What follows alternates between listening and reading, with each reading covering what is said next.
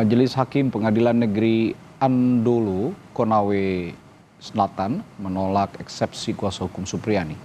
Guru honorer SDN 04 Barito yang dituduh menganiaya anak seorang polisi.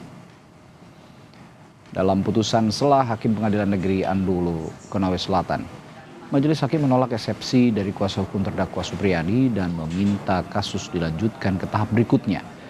Hakim menilai bahwa surat dakwaan dari Jaksa Penuntut Umum Kejaksaan Negeri Konawe Selatan telah memenuhi uraian cermat dan lengkap. Majelis Hakim menimbang bahwa materi eksepsi kuasa hukum Supriyani tidak menyinggung dari pokok perkara. Selanjutnya, untuk menguji surat dakwaan Jaksa Penuntut Umum, Hakim menetapkan untuk dilanjutkan ke tahap selanjutnya. Penasihat hukum terdakwa untuk seluruhnya setelah menyatakan tidak dapat diterima. Menimbang karena keberatan penasihat hukum terdakwa tidak diterima, maka pemeriksaan perkara ini harus dilanjutkan.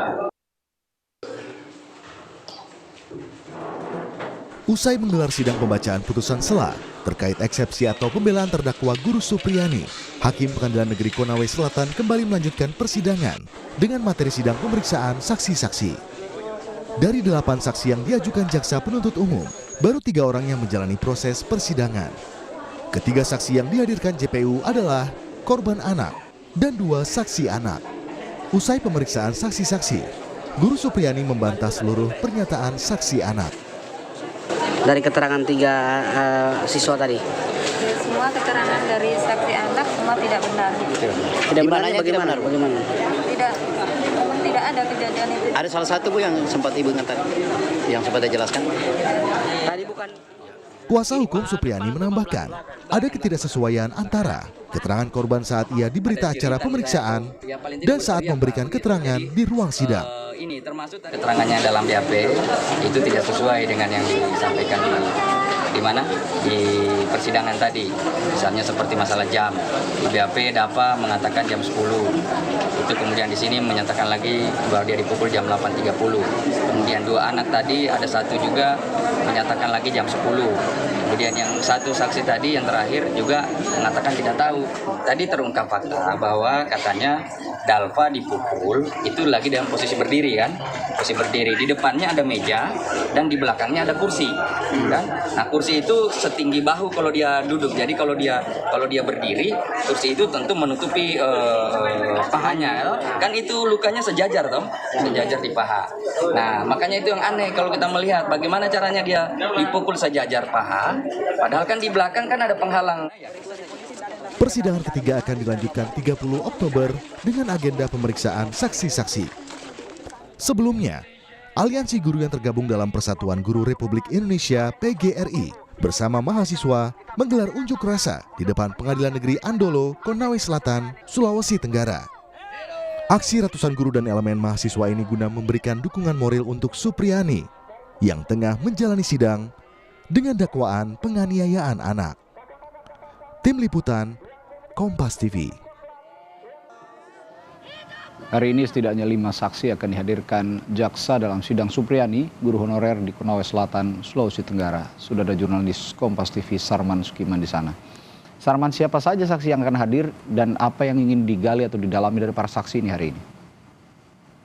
Ya, Radi dan pemirsa, hari ini Majelis Hakim Pengadilan Negeri Andolo kembali menggelar sidang dengan materi sidang pemeriksaan saksi. Kemarin sudah ada pemeriksaan 3 orang saksi anak dan hari ini dilanjutkan dengan 5 orang saksi dewasa.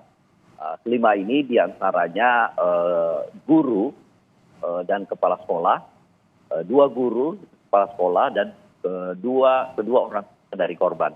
Nah, kita sempat konfirmasi terkait dengan apa saja yang ingin didalami dari hukum terdakwa Supriyani. Mereka masih bergelut di seputar pembuktian soal luka yang dialami korban. Karena menurut mereka ada ketidaksesuaian antara luka yang dialami oleh korban dan barang bukti gagang sapu. Dan berapa ada keterangan-keterangan lain yang tidak sinkron antara saksi satu dengan saksi yang lain. Seperti waktu terjadinya pemukulan atau Kemudian ada saksi guru wali kelas yang mengatakan bahwa di tanggal 24 April kejadian itu dia berada di ruang kelas dari waktu anak masuk sekolah sampai pulang dan tidak ada kejadian. Terus kemarin juga kuasa hukum menguliti terkait kesaksian anak bahwa pada saat di keterangan BAP, pada saat dilakukan pemukulan, anak itu tidak menjerit.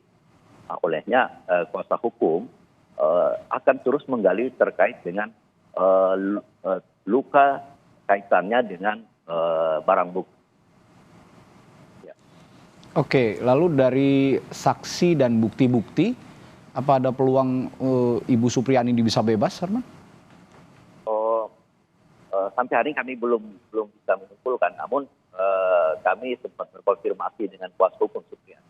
Mereka yakin Supriani akan lolos dari jeratan hukum dikarenakan dengan tadi adanya fakta-fakta persidangan dan bukti-bukti yang telah disiapkan.